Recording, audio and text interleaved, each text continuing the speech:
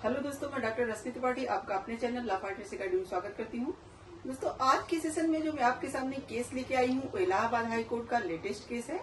देखिए, हम लोग इस केस के माध्यम से ये समझेंगे आज कि तलाक का जो मुद्दा होता है पति पत्नी के बीच, जो कि हम लोग जानते हैं कि हमारे हिंदू मैरिज एक्ट के सेक्शन 13 में इसको बताया गया है। इसके कुछ ग्राउंड्स दिए गए हैं, कुछ आधार दिए गए हैं जो हमें ये बताते हैं कि तलाक किस तरह से पक्ष द्वारा उठाया जा सकता है।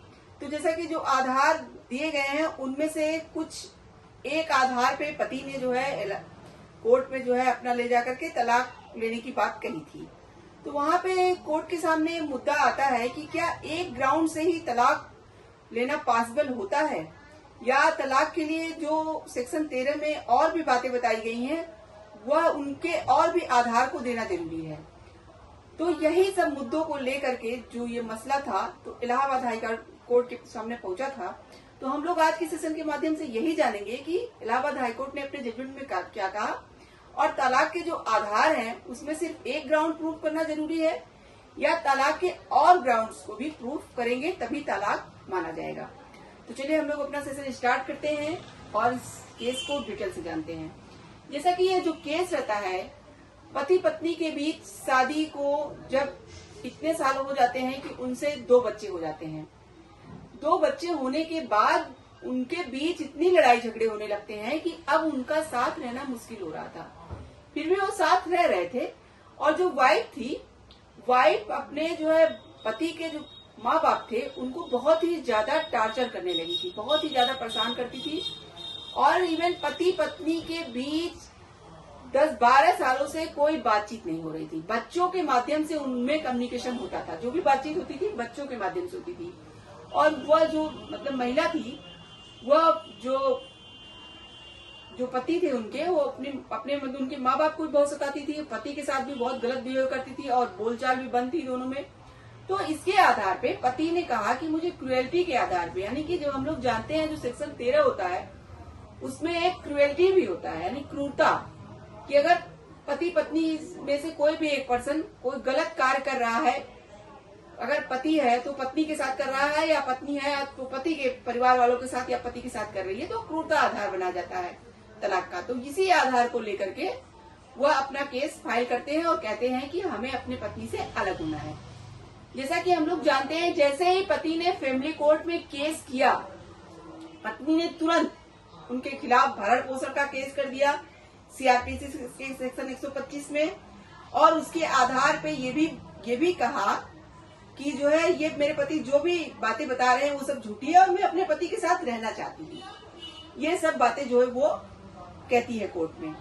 तो फैमिली कोर्ट देखिए ये कहती है, फैमिली कोर्ट वहां पे ये बोलती है कि आपने क्रूरता तो बता दिया, यानी कि जो उनके पति थे उन्होंने क्रूरता के सारे आधार प्रूव भी कर दिए थे, यानी क्रूरता जो भी वो माता पिता के साथ कर रही थी, जैसा भी विवाह उसका था, और जितने दिनों से उन लोगों में कोई बातचीत नहीं हो रही थी, उन्होंने कहा कि यहाँ हम लोग की शादी चलने के लायक ही नहीं है, और जो है शादी जब चलने के लायक नहीं है और जो है तलाक का आधार क्रूरता भी हमें मिल रहा है, तो वहाँ पे हमारा तलाक हो जाना चाहिए।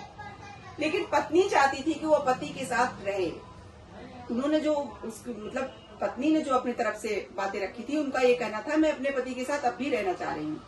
तो इसीलिए फैमिली कोर्ट ने कहा कि जब पत्नी अपने पति के साथ रहना चाहती है तो भले आप क्रूरता का आधार दे रहे हैं, हम यहाँ तलाक नहीं दे सकते हैं। और वहाँ फैमिली कोर्ट ने इस केस को खारिज कर दिया। तब देखिए यह मामला जाता है इलाहाबाद हाई कोर्ट के सामने। जब मामला इलाहाबाद हाई कोर्ट के सामने पहुंचता है तो इलाहाबाद हाई कोर्ट पहले सारे मुद्दे और सारी बातों को अच्छी तरह समझती है।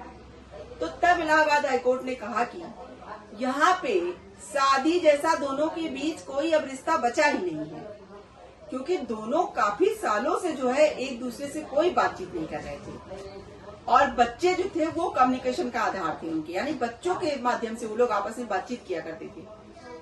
तो बच्चों के माध्यम से जब वो लोग बातचीत किया करते थे, और उसके साथ ही साथ जो क्रूरता का आधार पति ने दिया था उसे वो स्पष्ट रूप से बता भी रहा था और साबित भी कर रहा था।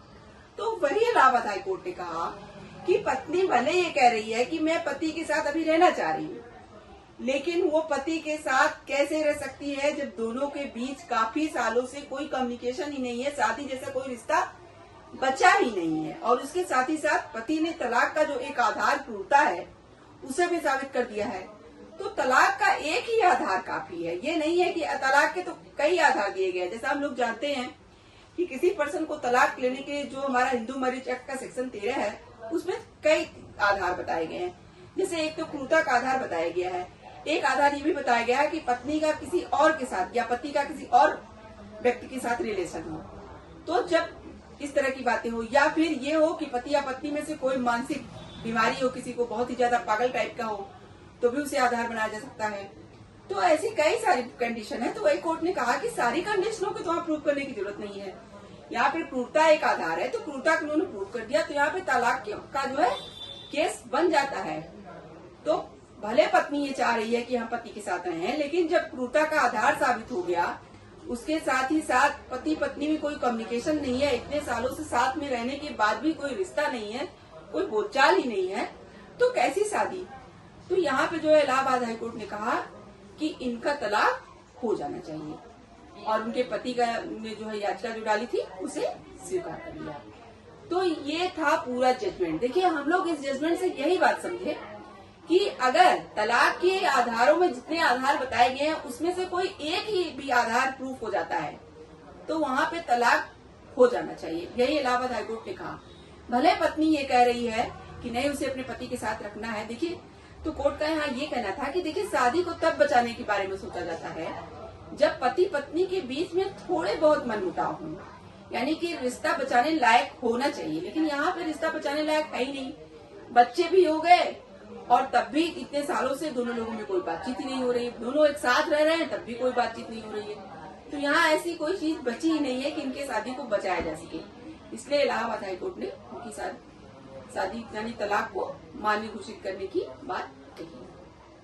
तो आशा करते हैं कि आज का केस आपको पसंद आया होगा। आप मेरे चैनल को लाइक कीजिए, सब्सक्राइब कीजिए, शेयर कीजिए और बेल आइकन को दबाइए। इससे ऐसे ही नए नए केसेस से मैं आपको अवगत कराती रहूँ। आज के लिए बस इतना ही। Thank you very much.